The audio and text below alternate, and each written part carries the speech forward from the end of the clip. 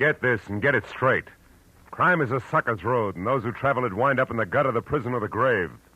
This time, everything that happened from the orange-haired man with a map past the oaf with a pitchfork to the body at the covered bridge was wrong. Dead wrong. From the pen of Raymond Chandler, outstanding author of crime fiction, comes his most famous character in The Adventures of Philip Marlowe.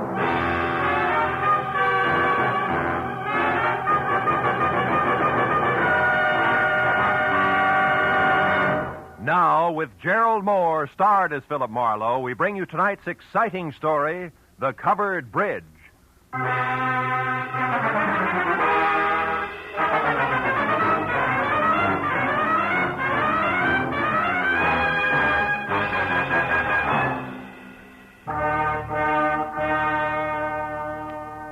You know, every once in a while, into the life of one Philip Marlowe, a little peace and quiet must fall.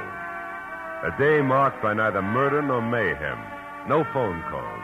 Just nothing. I was just beginning to like it, too, when the door opened and a head full of slick orange hair walked in. It was on a man wearing a new flannel suit, a hand-painted tie, and a reckless grin. He shoved the telephone out of his way, sat down on the corner of my desk, and sized me up with a pair of careful gray eyes. Got a proposition for you, laddie. Tell me about it. Let you know if I'm interested. You should be. There's good money in it. It's not always the answer. Go ahead. You got a good car? Good enough. I don't keep it in the office. You like Mexico? Look, is this a social call or a quiz program? Well, this is business. I asked you a question. Yeah, I like Mexico. I don't like you. Oh, that's good, because you're going to drive a couple of friends of me down there. Name your price. Not interested. $1,000? Not interested. That's too bad. Would have been nicer to work this out without a gun. Listen, you two-bit Talk jerk. easy, laddie. This gun is bigger than both of us. Now, you're going to drive across the Mexican border tonight with 3 passengers, and there won't be any difficult questions, because you are the well-known Senor Philip Marlowe, a respectable private detective. Somewhere below the border, your fellow travelers will catch a boat. But this you don't have to worry about. Now, look, just a minute. Look, laddie, I came to you for several reasons, one of which is that you're smart enough to know when to quit fighting the problem. You've got to make a stop first, so let's go. And leave your artillery in the drawer. Come on. Yeah, sure. Since I'm now an old pal of yours, what do I call you? You pick it. Believe me, you won't like it. How about George? You like George? Not particularly. Good. Just call me George. Let's go, Marlowe.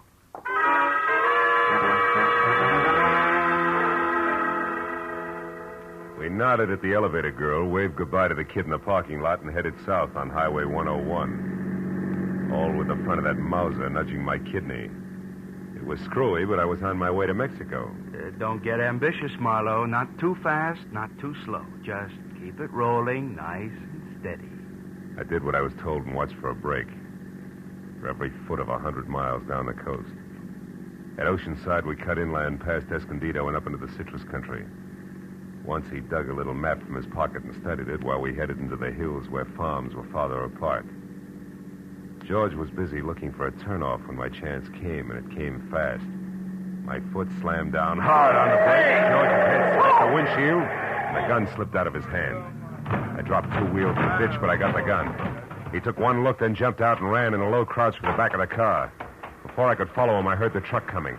It was a big 2-section job rolling fast. It topped the rise just as George pivoted toward the road. The truck driver must have seen him just as it hit him, because the air brakes locked on all 26 wheels at the same time. I ran to where George lay like a discarded doll at the side of the road. The truck driver was out of his cab before it stopped rolling. I didn't see him. I come over the rise there. I didn't see him. Take it easy. Honest, I didn't see him. Is he all right? He ain't dead, is he? No, he isn't. He won't be walking much anymore. It wasn't my fault, Mr. Honest. I know it wasn't. Get hold of yourself. Gosh, what should we do? I want you to drive to the nearest phone and get the police and then come back. Here's my card. Give it to the troopers. Tell them they can reach me at my office. Yeah, what are you going to do? If I can figure out how to read this map of his, I'm going to pay a call on a couple of people who are expecting this guy. Maybe it's just a stubborn streak, but when I'm being used as a patsy, I like to meet the people involved.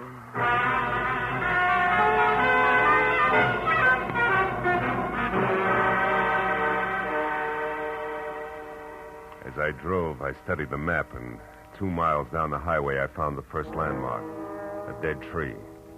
There I left the highway and followed a rocky trail 7 corkscrew miles up a canyon to the next landmark, a bridge. One that looked like it had been lifted out of some rustic Connecticut woods and dropped across the California gorge purely by mistake. Because it was covered complete to roof and walls and made entirely of lumber. And on the hill beyond was a lonely house where the trail marked on the map ended. I drove slowly through the sagging wood tunnel and at the other end deliberately killed my motor. And I got out, raised the hood, went to work on the distributor. I don't know where he came from, but when I glanced up, he was standing there watching me. A bull in overalls with a pitchfork clenched in a pair of hands as thick as $4 steaks. We didn't like each other's looks. You picked a bad place for trouble, mister. That's so. Why? Nobody almost never comes up this road, especially strangers. How come you took it? Really want to know, or are you just killing time? I wouldn't be too smart if I was you, mister. You live in that house up there? No, not anymore. I got canned for drinking. Well, why are you so interested in that place? The only farm around here. Maybe they got a mechanic. Yeah, maybe. Where'd you say you were from? L.A. Los Angeles, huh? You real sure you don't know anybody up there on the hill? Like who, for instance? A certain party who took a trip to L.A. not so long ago. And another thing, city boy. Don't get out of line or I'll fix you good. Understand?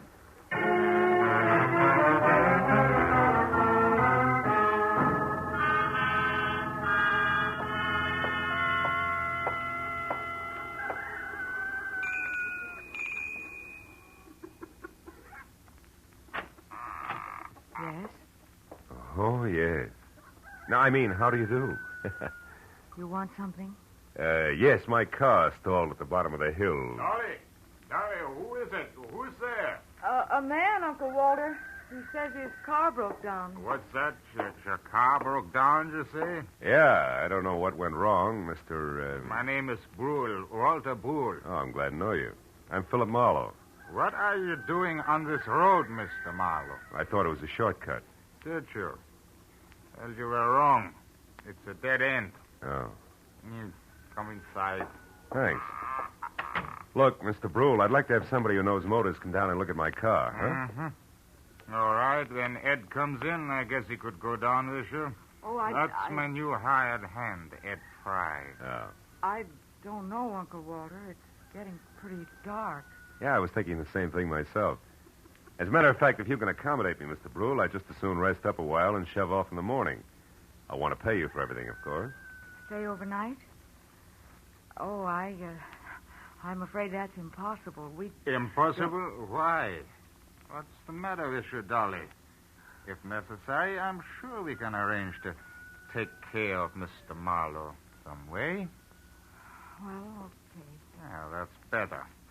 Now, if you want me, Dolly, I'll be out in the barn. Make yourself comfortable, Mr. Marlowe. Your uncle, huh? He owns this place? That's right. My mother was his favorite sister. Oh. You want a cup of coffee? Oh, I'd love it. Haven't had any farm kitchen coffee in ages. You don't seem to have many visitors up this way, Dolly, huh? No, not many. Nice farm, though. Stinks. Is that why you run off to L.A. now and then? How did you know about that? I guess. I ran into a friend of yours at the bottom of the hill. A pair of overgrown shoulders with a pitchfork. Said he used to work here. Him. He did up until a month ago. That's Noah Bickman. Big dumb goof. Here's your cup. Oh, thanks. By the way, Mr. Marlowe, where are you heading? Oh, Mexico, maybe. Mexico. Yeah. You kind of came a long ways out of your way, didn't you? Did I? Dolly. Dolly. We're in here, Eddie. What's the matter? A car at the bottom of the hill. Whose is it? Car belongs to me. It's stalled. Oh, who are you? This is Mr. Marlowe, Eddie. He's on his way to Mexico. Wow, you don't say. And since his car broke down so late, he may stay all night. Uncle Walter said it'd be all right. Is that a fact? I'll Go get some blankets, Eddie, so you can take them up to the spare room for Mr. Marlowe. Okay, Dolly. Mr. Marlowe, huh? Where you from, Mr. Marlowe? L.A. You? Points east. You know, this road don't go to Mexico, Marlowe. In fact, it stops about a mile up the draw here. Kind of funny that you wound up on it, isn't it? I don't see you breaking up over it, Eddie. Don't let my poker face throw you, pal. Traveling alone, are you? I am now. Meaning what? That there's nobody with me. That's simple, isn't it? Not in my book, pal. I might even want you to draw me a picture of that one. Here's the blankets, Eddie. Sheet and pillowcase. Oh, okay, that's fine. Come on upstairs, Marlowe. I'll show you the room. You want me to go with you and make the bed? No, you stay here and put up some more coffee, Dolly. All right. Got a hunch I may want lots of it tonight. Let's go, Marlowe. Right behind you, Eddie. How's the weather been in L.A.? Some might call it hot. Uh-huh. Get the door, will you? Sure.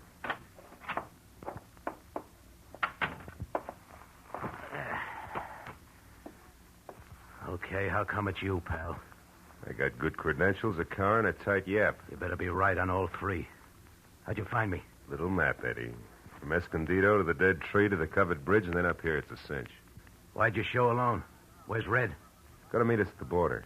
It's a bum fit, pal. It's not in the book. Why? He had some kind of a last-minute jam with the boat. Oh, that jerk.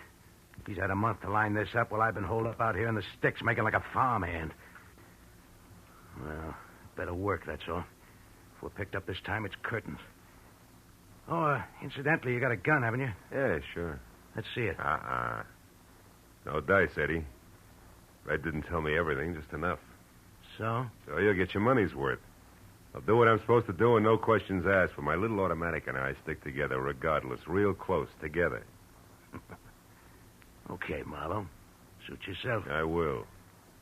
And something else. The rest of the company that's going along, is that all set? Well, we'll see about that when the time comes. You're not leaving any loose ends around, are you? It's not your worry, pal. We'll get out of here around 11. Oh, and that routine about your car being stalled, it is a gag, I hope. Oh, sure, it won't start. If anybody tries, but in 10 seconds with a screwdriver, I can fix it. You're okay, Marlowe. Just keep playing your game. Yeah, I will. Maybe then I'll find out what the score is after all, huh? You might at that. Come on, let's eat.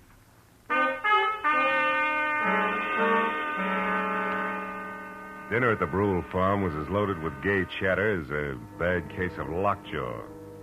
And when it was over, the participants scattered like everybody else was contagious. I wound up alone in a dark spare room on the second floor, which had one advantage. Windows that viewed both the front and the rear.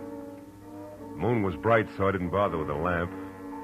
I listened to Dolly rattle dishes in the kitchen until that stopped, and then I watched old man Brule pace his front yard. Once Ed Fry went out and talked to him briefly, and then headed for the front door again. For a long hour after that, the big house was silent until from somewhere out in the back, there was a soft metallic tapping. Eventually, I spotted a heavy figure outside tossing pebbles against a window pane downstairs. And he edged back through the shadows to the barn. A moment later, I saw the girl slip out a rear door and run across the backyard to join him. I went down the back stairs and out along the house to a hedge, and I followed that until I was close enough to It's hear true, him. I tell you. He's an escaped convict, a killer. He's been hiding out here on your place. I can't believe it, no, I just can't. Are you sure? Of course I am. I read it by accident just tonight in an old newspaper from Denver. The whole story with pictures. There's no doubt about it. Ed Fry is really Eddie Fillmore. He's a murderer plenty of times over. What'll we do? Should we call the police? No, not on your life. Listen, you want to get off this farm, don't you? More than anything in the world. Okay. Then we'll do it. Together, Dolly. I didn't tell another soul about this. You know why? Because they put out a reward. A big one for him. $2,500. And we're going to get it. Just us, you and me. But how, Noah? How can we possibly... What's that? Did you hear that, Noah? That's nothing. It's one of the cats, maybe. Look. You've been taking walks with him lately, Dolly. Well, Yes, I have, Noel, but... Well, never mind that now. Just get him to take another one right away. Get him to walk you down to Pritchard's house. I'll be waiting there, and as soon as you get inside, I'll jump him. You'll never know what hit him. Will you do it? Pritchard's house? Yeah. Well, I'll try. You give me some time to persuade him. Sure. Oh, I knew you'd see things my way, honey. No. Oh, boy, with that reward money, there'll be no stopping us. You better go in now before they miss you. Okay. I'll get him there just as soon as I can. Hey, Bickman. What? Who's there? Marlowe. Listen, I gotta talk to you. You were here listening all the time, weren't you? Yeah, and believe me, you're making a mistake. You're playing with dynamite, Bickman. You two are nuts to tackle that guy alone. He's too tough for you. So you want to help so you can cut yourself in on the reward, that's all. Well, it ain't gonna work. Don't be a sap. He's covered himself. There's somebody else in with him. Somebody around here. He's got an ally. You two try to grab him, and you're going to be in trouble. You're lying. He's been hiding out all alone, and we're going to get him, Dolly and me, by ourselves. And if you try to horn in, mister, so help me, I'll beat your brains. Cut it out. Reward or no reward, you got to listen to me. I got to nothing. No! Maybe that'll teach you not to stick your nose in, city boy.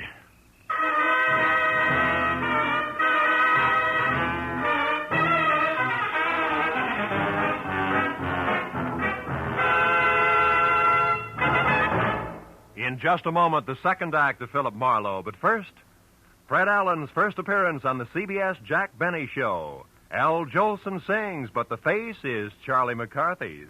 Andy of Amos and Andy goes on trial for deserting his bride by mistake. Those are three headlines that guarantee you a world of fun on CBS tomorrow night. Yes, this third Sunday of the new year will be an all-time high in radio entertainment.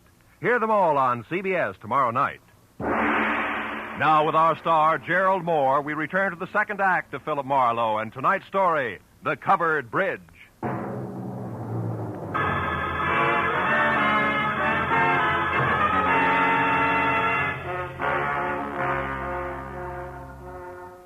I didn't pass out. But my jaw hurt and my legs moved like they were rubber. Now I had to find the roving Walter Brule because he should know where Pritchard's house was, where the ambitious team of Dolly and Noah might be biting off a lot more than they could chew, healthy 4H teeth notwithstanding. Mr. Brule! Mr. Brule! Yeah? Hello? Who is it? Marlowe! Come here a minute, will you? It's important. Yeah, it's important. What is it, Mr. Marlowe? Sure. Face. What's this? It's your friend Noah. We had a few words. Noah Bickman? He was no friend of mine. Yeah, he's no friend of mine either. Look, Brule, I'm going to have to trust you. I've got no choice. Bickman found out Ed Fry is really an undesirable named Eddie Fillmore who's wanted for the police by murder. Murder? And he wants to trap him for a $2,500 reward that's been posted and didn't want me in the way. No. Now, look. I'm not a passing tourist with motor trouble, but a private detective. Tell me, who is Pritchard and where does he live? Richard? Where does he live? Mr. Marlowe, somebody has been making a joke on you. Elihu Pritchard died 20 years ago. He lived right in this house where I do today. This is Pritchard's house here? Oh, Pritchard's house? No. That is down the road near your car. The covered bridge. That is Pritchard's house. The bridge? Yeah, you see, Elihu Pritchard was from New England, and he had a covered bridge on his farm there, so he wanted one here. He built it himself day by day, a board here, a nail there. Oh, and since he spent so much time at it, people call the bridge his house. Is that it? Yeah, exactly. But then, why is it important? Because of a meeting, Mr. Brule, a get-together that I don't think is going to be on the quiet side. Let me borrow your flashlight, will you? Sure. Now get back inside and call the police. But what are you going to do? Reinforce the reward happy sweethearts and keep an eye out for someone I haven't met yet. The third party Eddie Fillmore plans to tour Mexico with.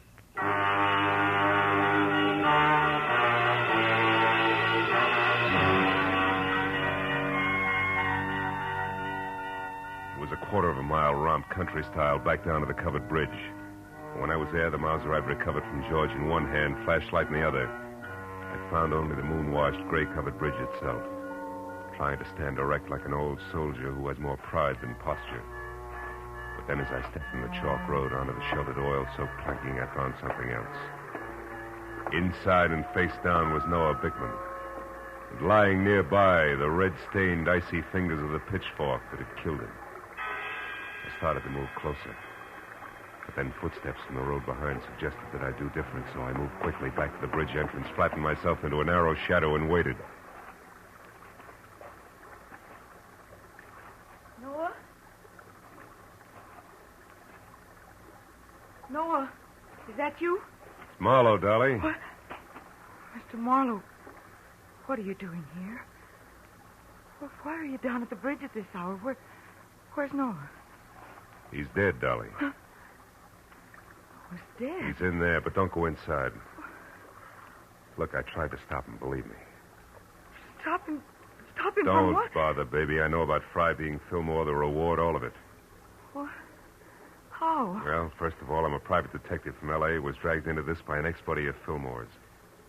Second, I was in the barn when you and Noah made your plans. When you left, I tried to talk Noah into accepting my help. Why? Because I know what Fillmore's kind is like. I mix with them every day. I know how they work.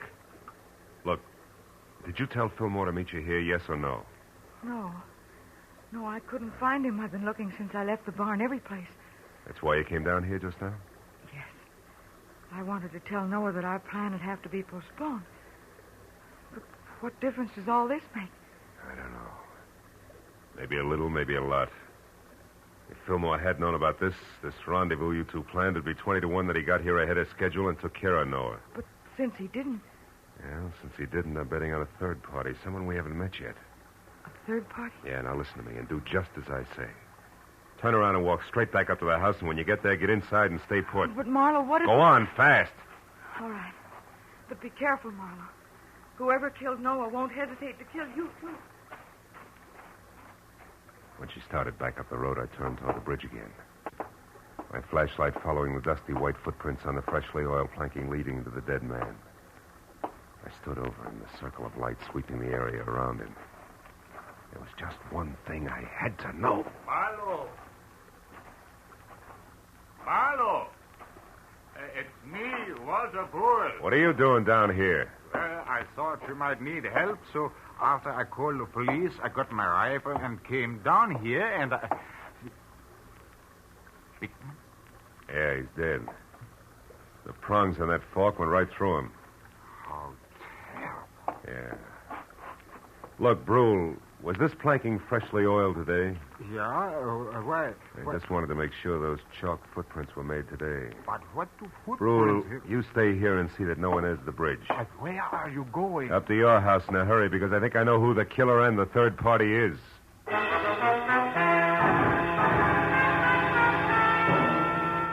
With city-bred legs and smog-fed lungs, I made it up to the house in record time. But as I reached for the front door, I knew that time hadn't been quite good enough. The shot had come from somewhere in the house, and by the time I reached the living room, I knew I was too late to do any good. In a chair at the far side of the room, Dolly was slouched down, a surprised expression on her face, while her hands tried to hold back a small stain of blood oozing through her blouse. Little frightened words whispered out of her mouth. You shouldn't have done it, Eddie. Stand where you are, Marlowe. She had it coming to her, the two-timing louse. Eddie, I'm trying to tell you. You don't understand. I understand plenty, you no good little... Eddie. I was in the barn, heard the whole thing. You and that Bickman planning a switch with me out. No, you're wrong, Eddie. Wrong. Tell it, Mr. Fox. Tell it. Dolly didn't try to double-cross you, Eddie.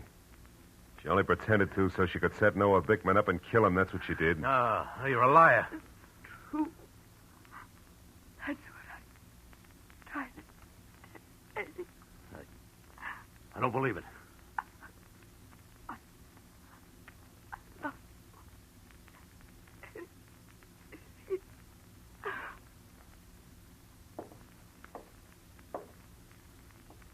Dolly. Is that true, Marlowe? She didn't cross me. She was trying to help me. That's right, Fillmore. Bickman found out who you were and wanted the $2,500 you were worth, dead or alive. Dolly had to play him along for your sake. Should have listened to her. I should have listened. How'd you know all this, Marlowe? Found Dolly's footprints inside the covered bridge. Proof she'd been there before I found Bickman's body. Yeah. And you know who I was, so you put it all together. Well, you're holding the gun, kid. What's the next move? Doesn't matter much anymore. I could still am out of here for Mexico. Somehow I don't want to. Not without Dolly. Phone the police, Marlowe. I'm not going anywhere.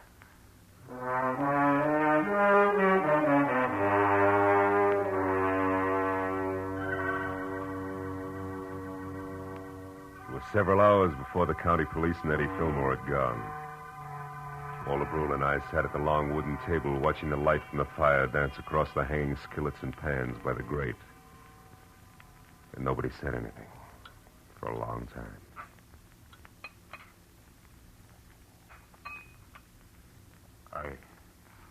I suppose hot apple pie at 4 in the morning seems odd to a man from the city.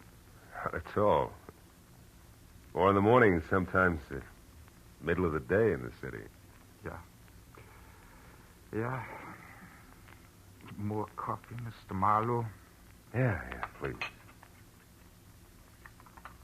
Thanks. You know, Dolly wasn't really a bad girl. It was just that sometimes she didn't think, and... A woman who loves like that doesn't think, Mr. Brule. She just feels. Maybe in some way it is my fault, the whole thing. No. It's nobody's fault, Mr. Brule. She was trying to do the right thing for the guy she loved. Yeah. Well, your bed is still ready if you care to stay. Oh, thanks. Sure, I'd like to. If you can find your own way up, I think I'll sit here just a minute longer. Sure. Night. Good night, Mr. Marlowe.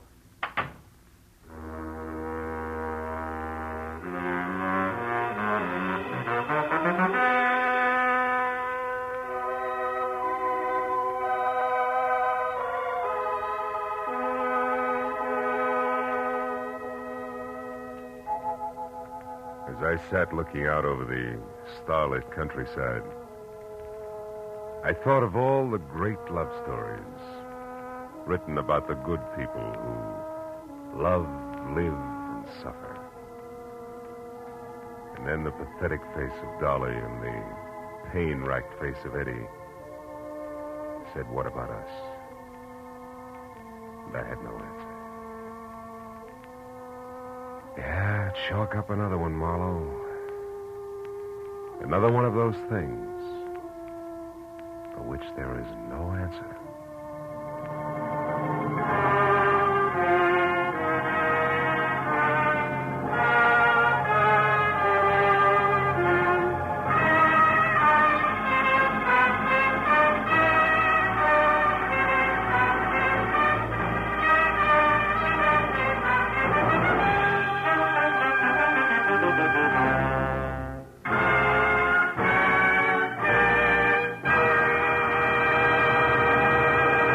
The Adventures of Philip Marlowe, bringing you Raymond Chandler's most famous character, star Gerald Moore, are produced and directed by Norman MacDonald and are written for radio by Robert Mitchell and Gene Levitt. Featured in the cast were Vivi Janis, Ben Wright, Jack Moyles, Wilms Herbert, Jack Crucian, and Barney Phillips. The special music is composed and conducted by Richard Arant. Be sure and be with us again next week when Philip Marlowe says... This time a twisted mind, a hole cut in a wire fence, and a corpse in a storeroom. All added up to freedom. But only for the one who had it coming.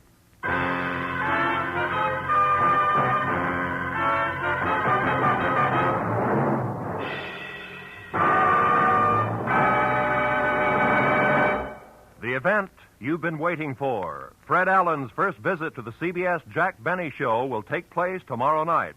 Yes, the most famous guest appearance in radio, the Fred Allen Jack Benny Act, will be heard on all of the CBS stations tomorrow night. This is Roy Rowan speaking. Now, stay tuned for Gangbusters, which follows over most of these same CBS stations. This is CBS, the Columbia Broadcasting System.